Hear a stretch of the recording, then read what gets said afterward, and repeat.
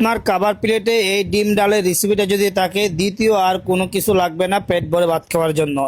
এত বেশি মজা হয়, এটা দিয়ে পেট ভরে ভাত অনায়াসে 2-3 প্লেট মেরে দিতে পারবেন। তাহলে আপনি রেসিপিটা সম্পূর্ণ দেখে নিন। প্রথমে দেখেন 1 কেজি পরিমাণ মসুরির ডাল, হাফ কেজির একটু বেশি পরিমাণ মুগ ডাল, 3-4টা টমেটো, আর একটা কাঁচামরিচ, দারচিনি, এলাচি, লং, তেজপাতা।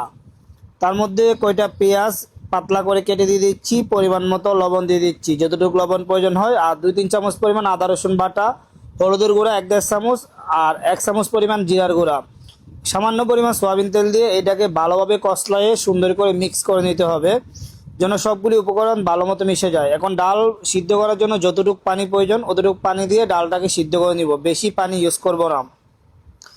দেখেন ডালটা এখন সিদ্ধ হচ্ছে, তার মাঝখানে আমি একটা কাজ করে নিচ্ছি। এটা কড়াইতে সয়াবিন তেল নিয়ে নিচ্ছি, তেলটা গরম করে এখানে 35 পিস ডিম সুন্দর করে বয়েল করে এখানে হালকা একটু লবণ হলুদ দিয়ে ভালোভাবে ভেজে সুন্দর করে এটা আমি উঠিয়ে রেখে দিব। অপরদিকে দেখেন আমার ডালটা বয়েল হয়ে গেছে, ডালটা এখন ডাব্বু দিয়ে ভালোভাবে একটু ফেটে নিব, ডাল যেন যেন একটু গুঁড়া গুঁড়া হয়ে যায়। তখন ফাটানো হয়ে যাবে, ডালে এখন একটু আমি পানি অ্যাড করে নিব। আপনি যতটুকু ঘনত্ব পছন্দ করেন আপনি আপনার পরিমাণ মতো পানি অ্যাড করে নেবেন। এরপর আমি এখানে এটাকে গরম করতে রাখবো। অপরদিকে বাগারের জন্য সয়াবিন তেল, সেম তেলের মধ্যে শুকনো আস্ত মরিচ, আস্ত জিরা, পেঁয়াজ কুচি এবং রসুন কুচি দিয়ে এটাকে সুন্দর করে ভালোভাবে গোল্ডেন কালার নিয়ে আসবো।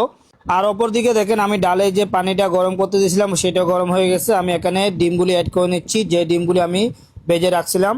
আর অপরদিকে আমার বাগারটাও রেডি, বাগারটা এখন দিয়ে দিচ্ছি। বাগারটা দেওয়ার পরে চুলাটা হাই রেখে আরও 5 মিনিট রান্না করে নিয়ে চুলাটা লো করে অল্প একটু ধনিয়া পাতা কুচি দিচ্ছি। দেখেন ডালটা এখন একটু হালকা পাতলা মনে হচ্ছে, এটা যখন ঠান্ডা হয়ে যাবে আর গাঢ় হয়ে যাবে।